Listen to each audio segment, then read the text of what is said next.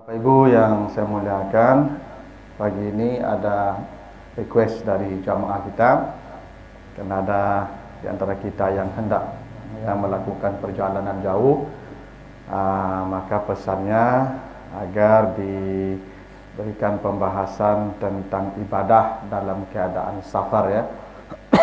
Ibadah dalam keadaan kita musafir. Memang orang yang melakukan perjalanan itu diberikan oleh Allah rukhsah dalam ibadah, baik dalam salat maupun dalam puasa. Dan perjalanan itu tidak dibatasi. Itu kenapa kata safar yang menjadi ilat bolehnya kita dapat rukhsah itu diungkapkan dalam bentuk nakirah atau indefinite. Faman kana minkum maridan aw ala safarin. Ya, safar itu umum sifatnya. Ya, makanya tidak dikasih alif lam, bukan as-safar. Ya, begitu juga di surat Al-An'am. Ya, ayat yang ke-6 dan surat Al-An-Nisa ayat 43. In kuntum marda aw ala safarin. Itu kebolehan berwuduk, ya. Kebolehan bertayamum.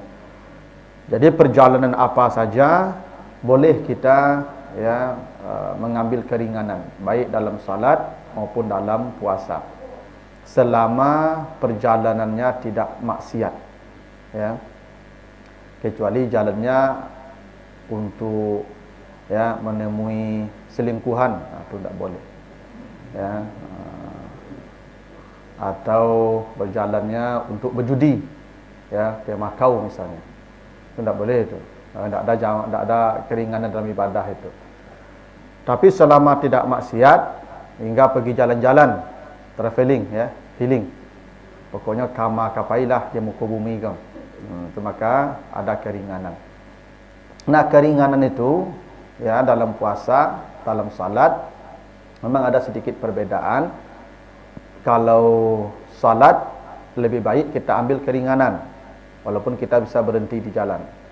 Itu hadisnya begitu, ya.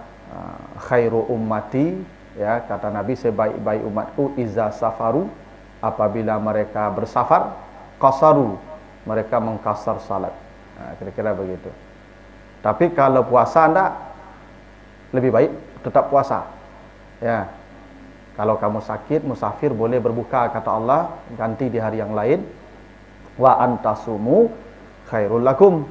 Kalau kamu tetap berpuasa itu lebih baik. Nah, ini bedanya salat dan puasa, ya. Kalau salat mengambil rukhsah lebih baik, lebih dicintai Allah. Kalau puasa, tetap puasa lebih baik. Karena puasa ini ibadah pengampunan dosa, dan semakin sulit, semakin berat puasa dikerjakan, maka makin banyak dosa digugurkan. Itu tujuannya, ya. Nah, itu bedanya, ya. Jadi ketika kita safar itu ada keringanan, ya, salah satunya keringanan dalam salat. Jadi rukhsah dalam salat itu, Ibu, bukan mengurangi pahala. Pahala salat tidak akan dikurangi Allah, cuman pelaksanaannya yang diringankan. Jangan Bapak Ibu mengira kalau salat sendiri nanti safar atau mengkasar nanti pahalanya tidak sama dengan yang berjamaah, dengan yang 4, tidak, pahala tetap sama, tidak berbeda. Itu makanya rugi Bapak Ibu berhenti di jalan, ya. Rugi berhenti di jalan, pahalanya tidak sama, tidak beda. Itu berhenti juga, waktu kita habis, kita sudah terlambat. Maka kalau sudah jalan, jalan sajalah sampai ke tujuan, nanti baru salat, ya, di jamaah, ya. Karena berhenti di jalan itu tidak akan menambah pahala juga, ya. Salat sendiri dan tidak berjamaah itu tidak mengurangi pahala juga, karena rukhsah itu meringankan pelaksanaan dan tidak mengurangi nilai pahalanya di sisi Allah. Itu rahmat Allah begitu. Nah, ada beberapa ketentuan, Ibu, atau rukhsah itu bagi orang yang safar, terutama dalam salat, ya. Nah, paling tidak ada 4, ya, kalau dalam salat, ya, rukhsah bagi orang yang safar. 1, kebolehan bertayamum. 2, kebolehan menyapu sepatu atau kaus kaki dan menyapu sorban, tertutup kepala. Yang ketiga, menjamak, dan yang keempat, mengkasar. Nah, inilah 4 rukhsah, ya, bagi orang yang safar dalam salatnya. Nah, tentang tayamum itu disebutkan di surat Al-An'am ayat yang ke-6 dan surat An-Nisa ayat 43. Kata Allah, Ya, kalau untuk yang tayamum ya. In kuntum marda au ala safarin, dan seterusnya, au jaa ahadum minkum minal ghaid aw lamastumun nisa falam tajidu ma'an. Jadi musafir ini baru boleh bertayamum kalau tidak ada air. Dulu orang kan berjalan di padang pasir, tapi bukan susah menemukan air di perjalanan. Beda dengan negeri kita, di mana menghadap ada sungai, ada mata air. Di negara Arab mana ada begitu.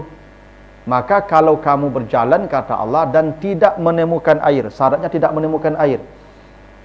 Atau bisa jadi ada air tapi tidak boleh menggunakan air, seperti dalam pesawat. Ya, misalnya Bapak Ibu salat subuh, pesawat tidak landing. Ya, karena kalau pesawatnya landing tidak boleh menjamak. Tak boleh salat di atas pesawat, dijamak. Karena salat di atas pesawat itu tidak boleh. Karena salat itu di atas tanah, di atas bumi. Itu makanya sujud itu wad'ul ard alal wad'ul jabha alal ard, meletakkan kening ke tanah. Walaupun tidak ke tanah langsung. Jadi kalau Bapak Ibu salat di mobil itu di atas tanah namanya itu. Ya, salat di atas pesawat tapi landing pesawatnya di atas tanah itu. Di udara tidak boleh salat itu. Ya. Makanya kalau Bapak Ibu pesawatnya tidak landing, ya jamak saja, jamak takhir. Nanti landing baru kita salat di atas tanah. Kecuali subuh, Pak. Subuh gimana caranya? Kan subuh tidak bisa dijamak. Misalnya ini kita pesawatnya nanti landingnya jam 8 pagi. Tidak mungkinlah kita tunggu landing baru kita subuh. Maka dalam kondisi begitu salatlah di atas pesawat. Begitu itu. Selama masih ada waktu di atas tanah, kita di atas tanah salatnya, Pak Ibu. Ya, karena salat itu di atas tanah, alal ard. Ya. Itu makanya salat kan sujud kan?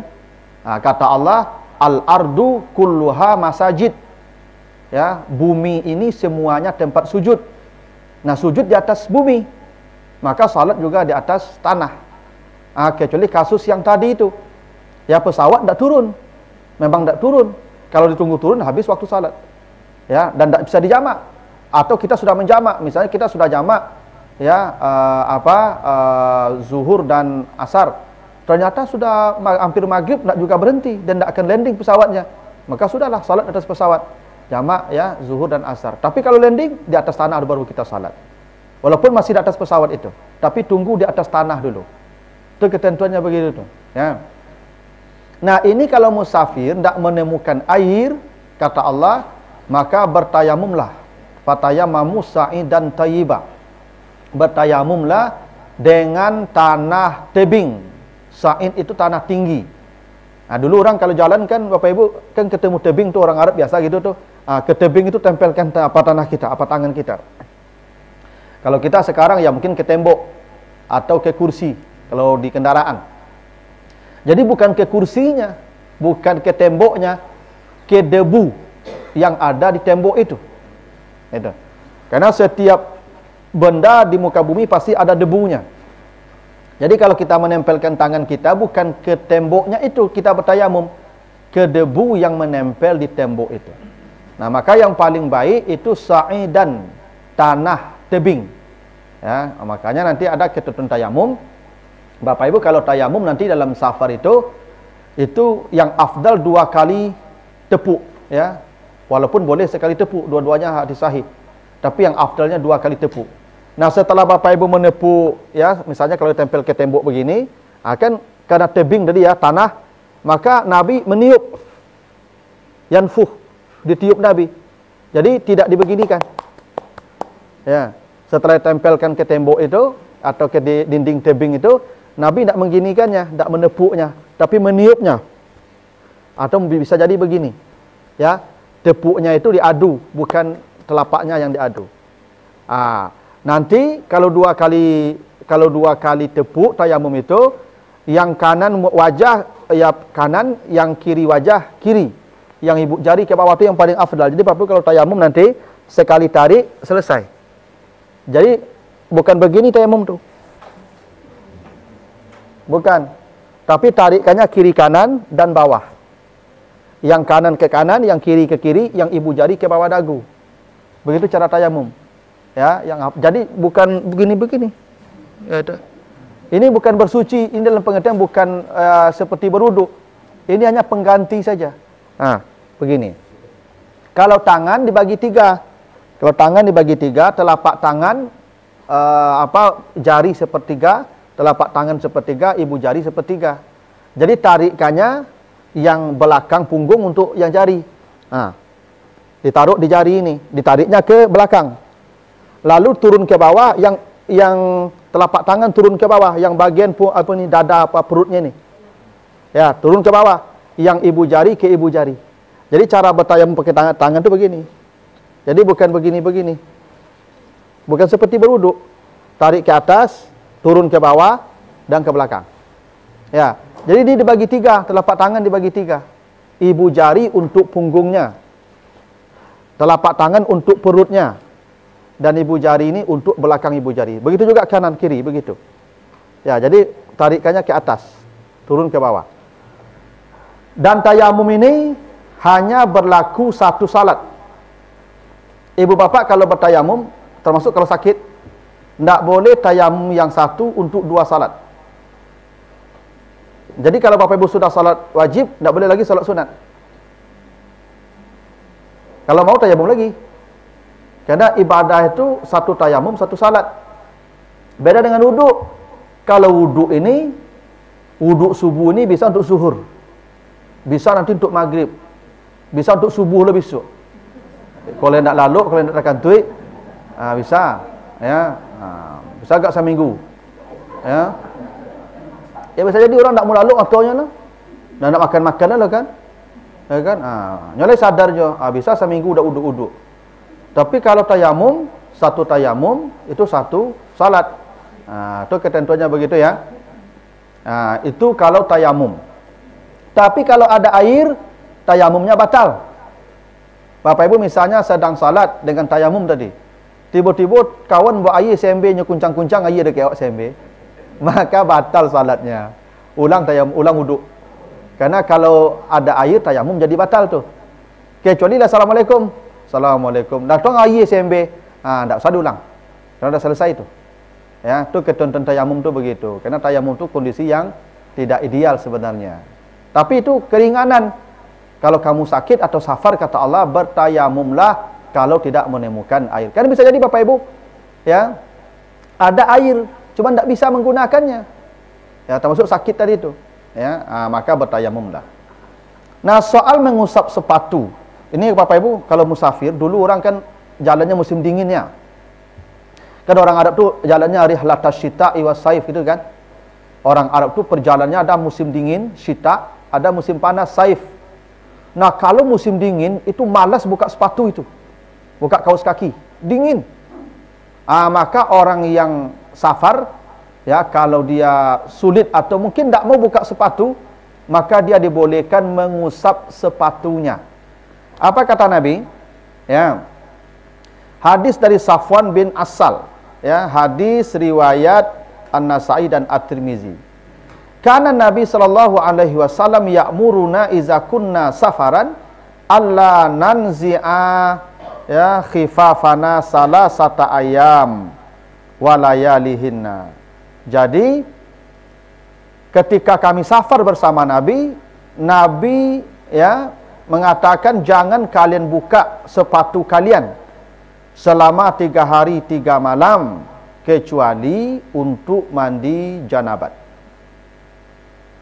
Jadi kalau orang ya dalam safar selama 3 hari 3 malam, dia boleh tidak membuka kaus kakinya. Ya, kaus kaki. Nanti ada ketentuannya, kaus kaki itu menutupi mata kaki yang wajib dibasuh dan tidak ada bolong-bolongnya.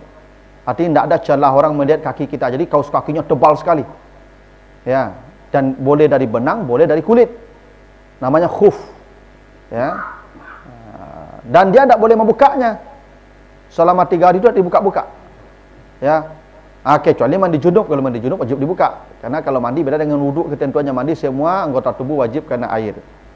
Jadi kalau ada Bapak Ibu nanti pergi bepergian, itu malas buka khuf namanya, kaus kakinya, tapi kaus kakinya tebal. Maka sapu saja. Ambil air dengan tangan, itu sapu saja kakinya itu, salat. Dibolehkan selama 3 hari. Ya. Dengan catatan sebelum memakai sepatu itu atau kaus kaki yang begitu sudah dalam keadaan berwuduk. Kalau belum berwuduk tak boleh. Jadi berwuduk dulu, ya, baru ya boleh menyapunya selama 3 hari 3 malam. Ya. Begitu juga fa'amarahum ayyamsahu ala al-amaim ya wal khifaf. Nabi juga membolehkan menyapu sorban dan sepatu. Dulu papa kan pakai sorban, orang kan pakai sorban tuh. Mungkin buka sorban ko balik malih. Maka sorbannya disapu saja.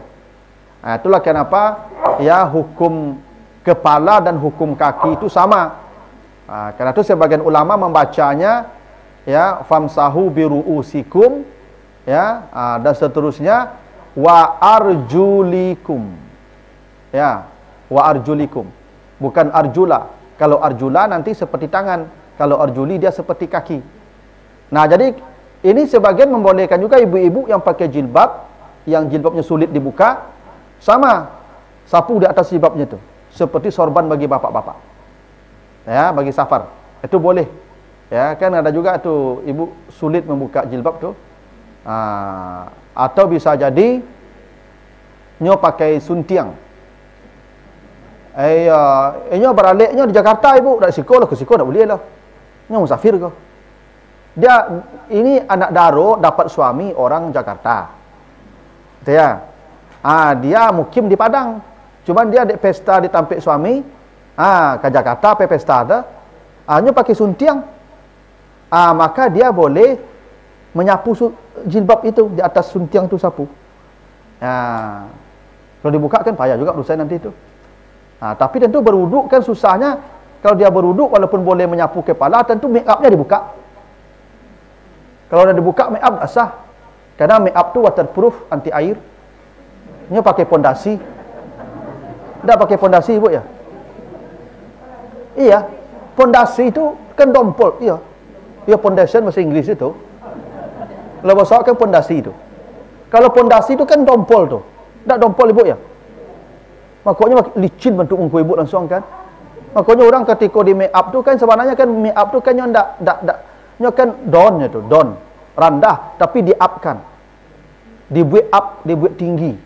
Makanya ketika di dompol tu ibu ketika di make up tu terkajut jadi ni. Macam. Beko dibuka dompol tu kajut dah deh. Kalau memang dia dibolehkan menyapu kepalanya, menyapu jilbabnya, kalau memang sulit dibuka tadi, tentu tak bisa juga karena make up-nya harus dibuka. Ya, kalau sudah make up dibuka kan sudah percuma aja kan. Ini kan satu paket dengan suntiang tu. Tapi kalau mau tidak membuka suntiang juga bisa. Karena suntiang tu dikiaskan dengan amaim tadi. Ya, dengan sorban. Itu boleh ya selama 3 hari. Itu ketentuan ya untuk orang yang musafir ya tentang mengusap sepatu ya dan mengusap sorban. Nah, sekarang tentang salatnya ada banyak hadis yang mengatur tentang salat itu. Hadis dari Aisyah misalnya kana Rasulullah yaksuru fis safar wa yutimmu wa yasumu wa yuftir. Nabi itu kalau safar kadang mengkasar, kadang tidak, kadang berbuka, kadang tidak. Ini ketentuannya Bapak Ibu bahwa orang yang safar tidak wajib menjamak atau mengkasar. Tidak wajib, tapi itu kebolehan. Karena Nabi kadang menjamak mengkasar, kadang tidak. Kadang Nabi berbuka, kadang tetap puasa. Artinya mengambil rukhsah bukan satu kewajiban. Cuman kalau ditanya tentang salat, kata Nabi, innallaha ta'ala yuhibbu an tu'ta rukhasahu kama yakrahu an tu'ta maksiyatuhu. Ya. Allah sangat cinta kalau orang diberikan rukhsah lalu dia mengambil rukhsah. Itu Allah sangat cinta. Artinya kalau ada orang menjamak mengkasar dalam safar, Allah cinta pada dia. Kalau ada orang lewat, kalau ada orang berhenti di jalan, pahalanya tetap. Cuma cinta Allah tidak dia dapatkan.